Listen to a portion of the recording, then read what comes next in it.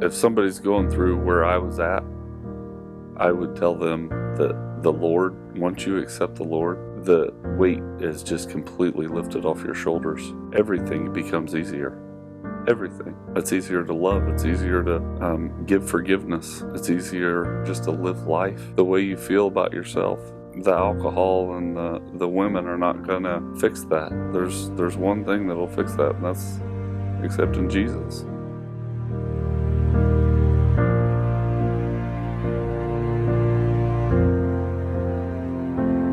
I grew up going to church.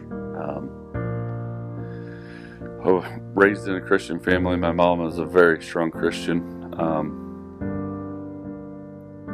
and teenage years were rough. I was very ornery, in a lot of trouble. Didn't get very good grades.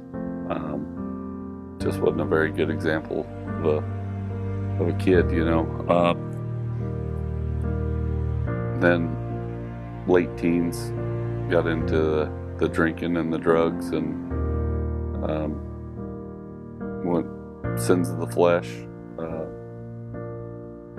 and that got pretty bad through my 20s, you know. I mean, and then got into the just anybody would say anything to me, I would have fought a grizzly bear, you know.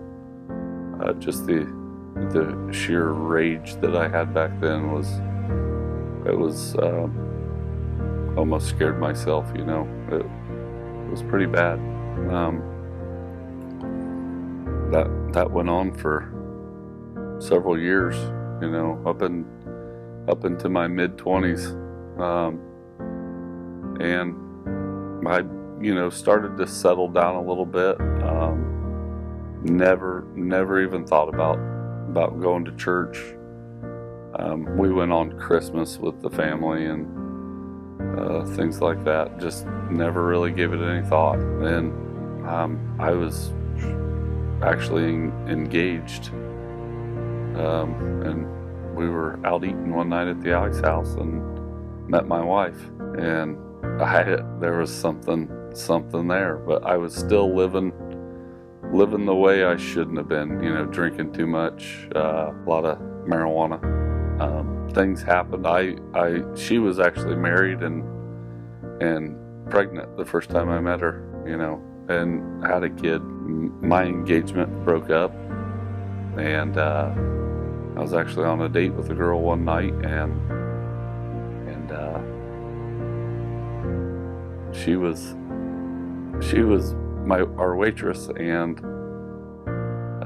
she said, you need to get a hold of me. No longer with his fiance, and so then I kind of got my mind thinking, because I had filed for divorce. I was in a very abusive, physically and emotionally abusive relationship. So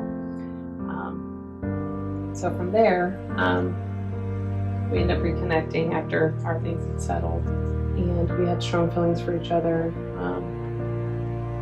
But I came with 2 blessings, and that's a lot. And he wasn't sure if he was ready for that, so we kind of cooled things for a little bit, and we were separated for about a year. And this is a true story. I prayed for him every single day, even though I dated other people, and so did he, because I knew his heart, and I just had this feeling. So, but that's another story. But so then we came back around. He actually saw that I was dating someone else, and then he kind of thought, like, wait a second, I thought she'd just be waiting around for when I was ready to settle down. Yeah, I didn't like that. We decided to get married, and again, we had, you know, our ups and downs. But I told him once we got married, we started going back to church right before that, and we had to do some marriage counseling, and, you know, we had to do some deep questions. But before I signed up for that, because of what I've been through, I told him, I was like, I need to know where your heart is. I knew she was the one.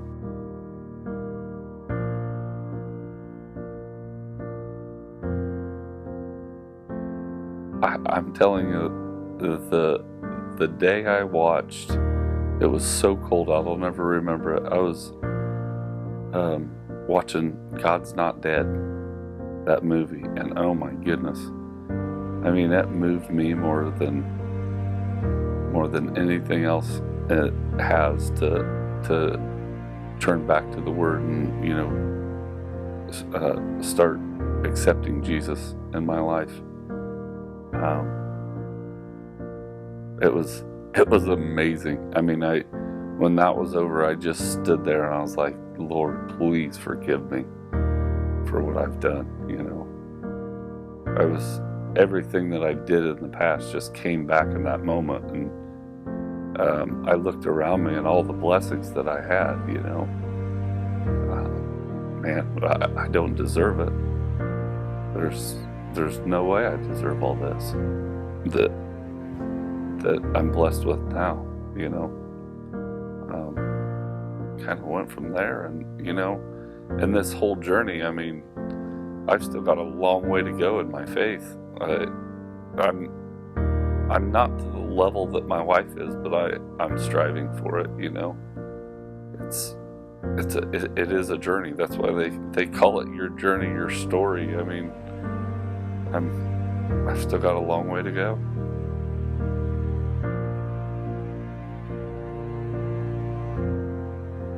When a baptism happens to even not so much a stranger, because you pretty much know everybody in church, but baptisms are just a joyous moment that emotions just run wild. I mean, if that's not testament that Jesus is real, I mean, what